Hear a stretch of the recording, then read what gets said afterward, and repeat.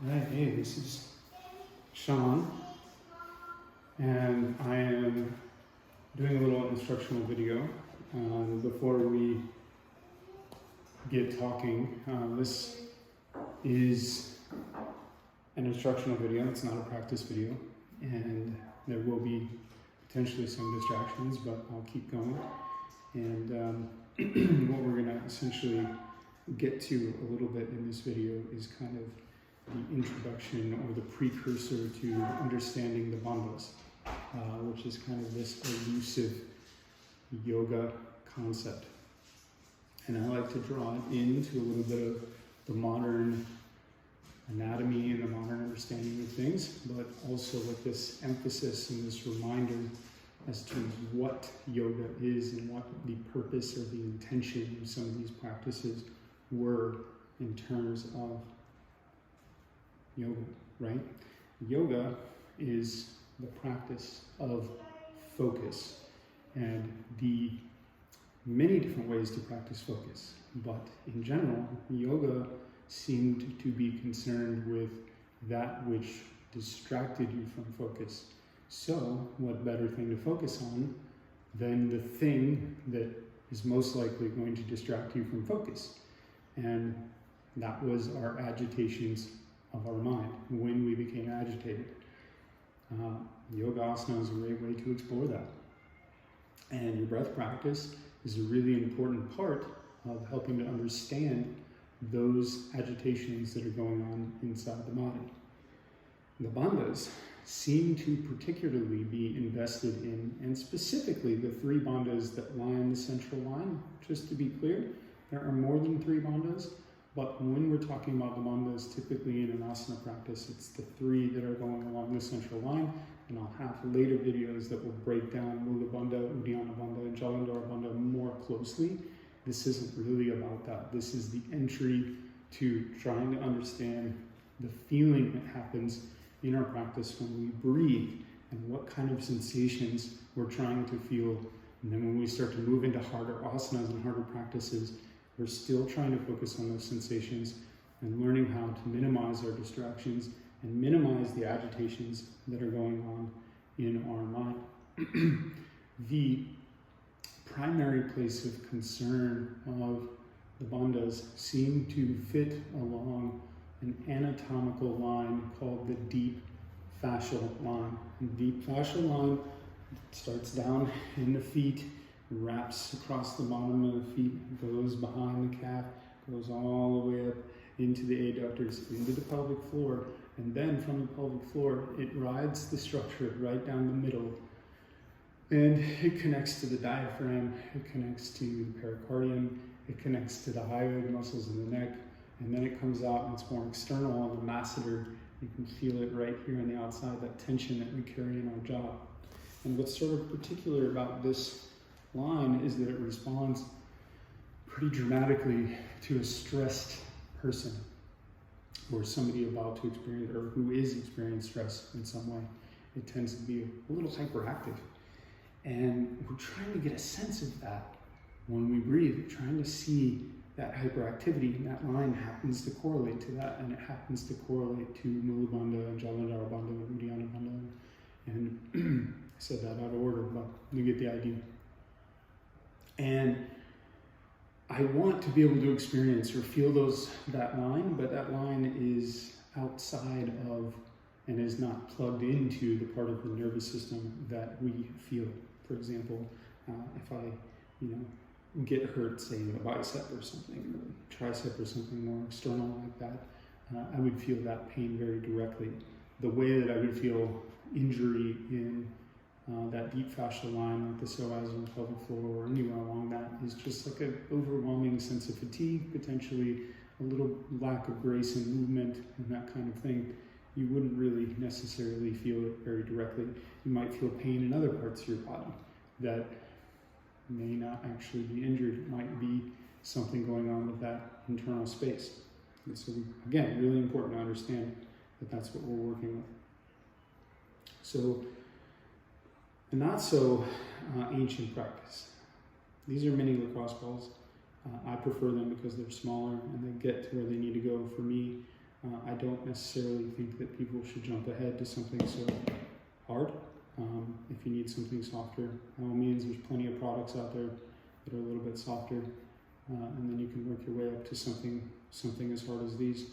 But what I'm going to do with them, just real quick, mostly for demonstration reasons, is I'm going to roll my erectors up, which are the two columns up and down my spine, on the outside of the spine. I'm not rolling out the spine.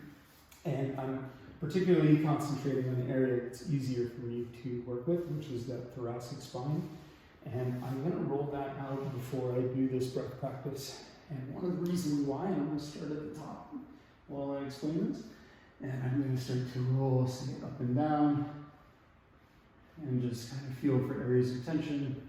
And then edge the balls down a little bit, and roll out just a little, and so on and so forth. Working my way all the way down to the base of the ribs, and you'll find that this area is probably a little more tension than the rest of it. One, because it's kind of a converging point, right? There's a lot of muscles that converge on that spot, and there's going to be a lot of buildup of tension that happens there. And one of the reasons why I'm going to focus my attention on the erectors, even though that's not part of the deep fascial line, is that for a lot of us, that is a major postural compensation for some of the things going on in our body. And when I lay down to do the breath practice, they're going to be overly tense. And even in my practice, they might be overly tense. And I'm actually not going to be able to find the breath practice that I'm looking for if they're overly tense. So I'm going to work on that. Another way to work on that, this is a more like yoga way, right? Essentially to work on this, is to set these blocks up. And I'm going to put this block directly underneath my rib cage, starting at the base of the ribs. I'm going to take this from my head. It's comfortable, and my neck doesn't have to do anything crazy, right? I'm going to put this on my head. And then I can sit here and I can breathe for a good 10 minutes or so. Now, some of these practices you're going to have to build up on if you have a lot of compensation going on in the erectors. This might be a little challenging. It might also be a little bit hard to get off. What I'm essentially doing is putting the erectors into a shortened position, but I'm allowing them to relax in that shortened position so they don't feel like they have to carry anything. And then I'm just learning to breathe. This will also help me start to open up a lot of the muscles and fascia within my ribs, which is really good. So that is another thing. And you can build up your time. 1 minute on the blocks, 2 minutes on the blocks, eventually 10 minutes on the blocks. Yeah? We'll get those out of the way. And we'll get to the actual practice, the actual thing that I want you working on. And the thing that I want you working on is understanding your breath. So we're going to put you in a very anatomically easy position to be in. This is a good position if you're feeling stress in your psoas, feeling pain in your back, any postural things going on. Most of us can find this. And we can actually use this body position for a little bit of self-healing, self-relaxation.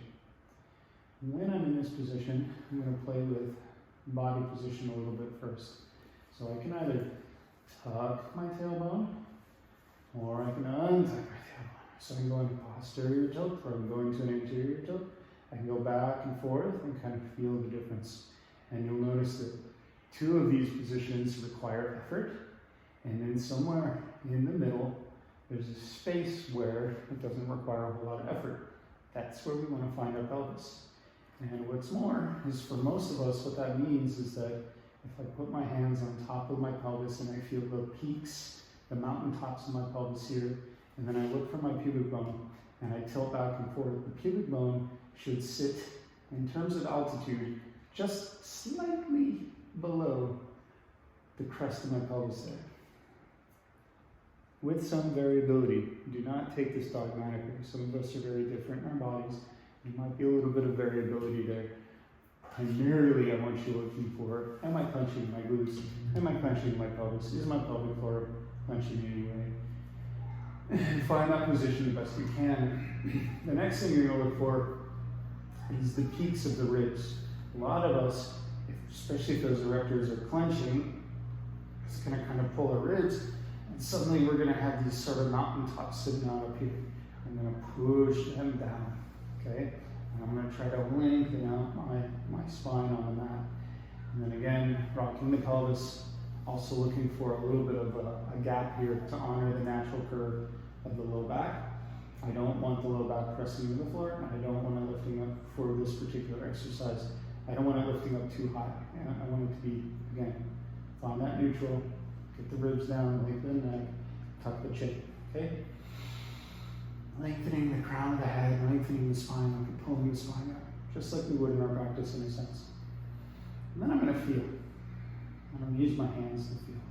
And the reason I'm going to use my hands is that in the beginning of my practice, I'm not going to be able to feel it. Most likely. I'm not going to be able to feel what's going on inside my pelvis. I'm not going to be able to necessarily feel my ribs or even my chest very well. I'm going to put my hands down in the pelvis. I'm going to push them into the bowl a little bit. You don't need to worry, no fear. And take a deep inhale. A deep exhale. Do you feel the muscles, the tissue of the pelvis moving? That's all. When I breathe, when I inhale, is it pulling pressure down there and causing the tissue to move in some way? Yes, it is. Cool. So now I can move up. When I inhale again, I'm going to take my hands and stick them under the ribs just a little bit. Are the ribs moving? Out? Or are they moving in? Out, in. Do I feel that? Yes, I do. Cool. And I put one hand on my chest. When I inhale, do I feel the chest expand way up here? Yes, I do. Good. If I don't, there's probably a good chance that a little tilt to the pelvis, maybe a little deeper breath, can start feeling it. I'm going to start with the 3 count inhale, then a 6 count exhale. So I'm doubling the length of my exhale. Inhale for 3, exhale for 3, or for 6. Inhale for 3, exhale 6. Good. And then I'm feeling this, and I'm just going to keep going with that exercise until it's easy. If it's easy, I'll step it up, and I'll step it up by inhaling for 4 and exhaling for 8, right, and so on. 6 and then 12 and so on, until even like a 30-second exhale would be a really good marker to shoot for. And this practice should help us, one, learn how to relax our body and relax our mind. That breath pattern is a very relaxing breath pattern to work with. And slowing down the exhale is going to help us give us a little more strength and a little more power in our breath when we're doing our practice. Our practice pattern of breath is different than this pattern, but for muscle development and fascial development, it's a good breath pattern to take for that reasoning. Ideally, like I said, I'm feeling the breath move up and down this sort of channel, and I'm feeling it reach all the way down and all the way up. And being in this position, don't need a lot of effort to do that work. Once I'm able to do it here, once I'm able to do it for even, say, a modest 6 in, 12 out or something like that, I might roll to the side. And on the side, I'm going to feel the same pattern. I can use my hands. Eventually I won't need my hands because I'll be able to feel what's going on. But as I do this, you might notice, oh yeah, totally, I'm not feeling it in my chest anymore. I'm not feeling it in my pelvis. Let's adjust my body positioning to do that. Not a lot of muscular effort needed for that. So the bandhas are working on a very subtle level.